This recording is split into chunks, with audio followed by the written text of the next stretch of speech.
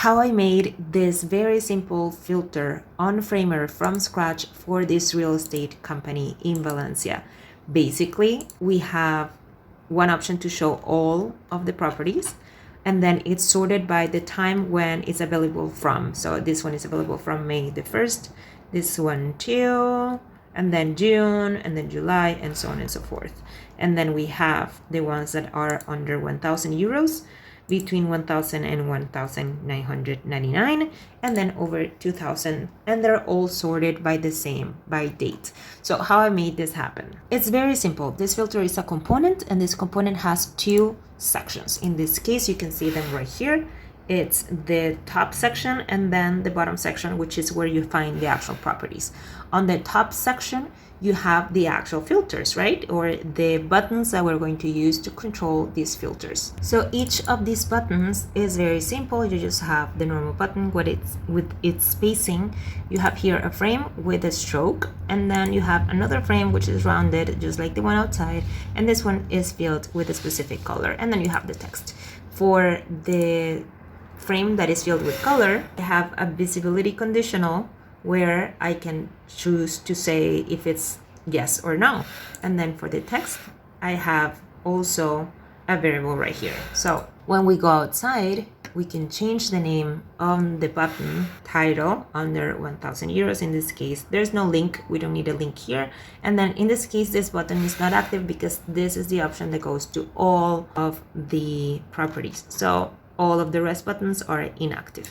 Now, on the bottom section of this component, we have the CMS collection that corresponds to properties. And then I built up each of the cards that correspond to the property. So you just build it once, and then the system pulls the information from the CMS to fill out whatever corresponds. In this case, there's the full collection right here, properties. And as you can see, the only thing that we are changing here is how is it sorted. In this case, I'm sorting it by when is this property available, and then there is no filters. Now for the second variant of this component, what you do is you select the main component like this, and then an option like this is going to show up. If you click on it, it's going to duplicate it exactly the same. So I already did this. For the second option, we have the second button that is active in this case, and then the first one is inactive.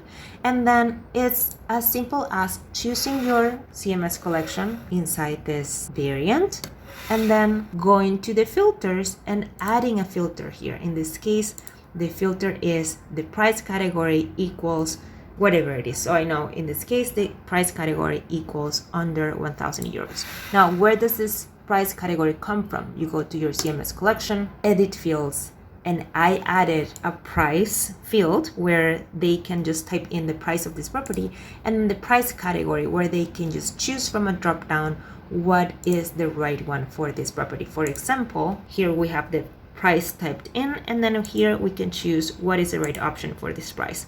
Right now, we don't have the option to do this natively so that the system picks it up automatically, but I'm sure it's coming soon. It's as simple as that. So you just create as many variants as you want. In this case, I only have 3 additional. And every time you make sure that when you select your CMS collection, it is sorted and it is filtered with the right filter. That is it. After that is done, add the component here to your page. So now for the mobile version of this, you can see that it is vertical instead of horizontal like in this case. So what I did was to duplicate the component.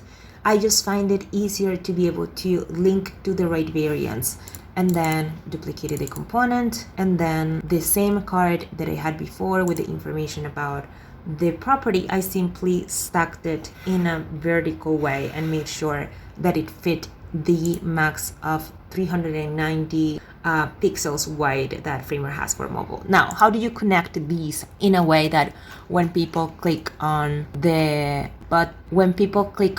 button, it goes and it shows the right information? So let me remove this so I can show you from scratch. Basically, whenever you select anything on Framer, you have this little bold option. In this case, is on this button, and I just want to use this to add an interaction. So see that it says connect to navigate. I click on this, and then I can just point this little arrow to whatever it is that I want to connect it to. In this case, I want to connect it to this second variant, which is the under 1,000 euros. And that way, it's going to be connected to it. In this case, the first variant, I also wanted to connect it to this main one, even though here it makes no sense because nobody's going to actually double click on this because you're already there. But it makes it easier when you make these changes on your primary variant that all of the other variants like this one, you can see that it's already automatically connected to this one and I don't have to do it manually.